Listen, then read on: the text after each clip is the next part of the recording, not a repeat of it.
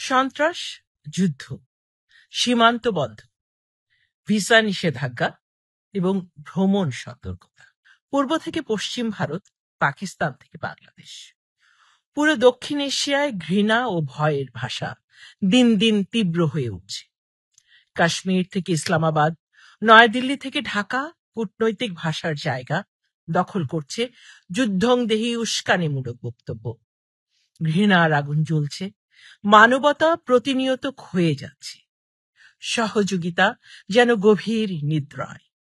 অন্যদিকে যুক্তরাষ্ট্রের ক্রমবর্ধমান বাণিজ্য যুদ্ধ, শুল্ক হুমকি এবং বৈশ্বিক অস্থিরতা এ অঞ্চলের জন্য একটি নতুন জাগরণের ডাক দিচ্ছে। এই প্রেক্ষাপটে সার্কের পুনঃজাগরণ কেবল সময় উপযোগী নয়, এটি একান্ত প্রয়োজন। বিশ্ব অর্থনীতি এক বিশাল রূপান্তরের সন্ধিক্ষণে দাঁড়িয়ে। যুক্তরাষ্ট্রের শুল্ক নীতি, চীনের সঙ্গে বাণিজ্য উত্তেজনা এবং দক্ষিণ পূর্ব এশিয়ায় উত্থান গ্লোবাল সাপ্লাই চেইনকে নতুনভাবে সাজাতে বাধ্য করছে। এই পরিবর্তনের মাঝে এশিয়ান তার প্রযুক্তি ও বাজার সংহত করে একটি প্রতিযোগিতামূলক আঞ্চলিক শক্তি হিসেবে আবির্ভূত হয়েছে। আর সার্ক রাজনৈতিক জটিলতায় পড়ে আজও অচল।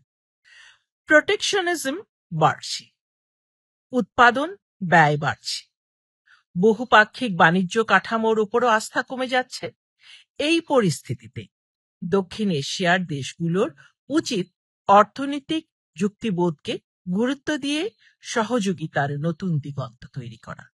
বিশেষ করে বাংলাদেশ ও ভারতের অর্থনীতি পরস্পরের পরিপূরক। বাংলাদেশের জনশক্তি এবং ভারতের কাঁচামাল ও প্রযুক্তির সমন্বয়ে গড়ে উঠতে পারে একটি শক্তিশালী অর্থনৈতিক জোট। যদি ভারত শুল্ক হ্রাস করে, ট্রানজিট সহজ করে এবং আঞ্চলিক অবকাঠামোয় বিনিয়োগ করে, তবে তা শুধু দ্বিপাক্ষিক সম্পর্ক নয়, বরং সার্কের আঞ্চলিক পুনঃজাগরণের পথ খুলে দেবে।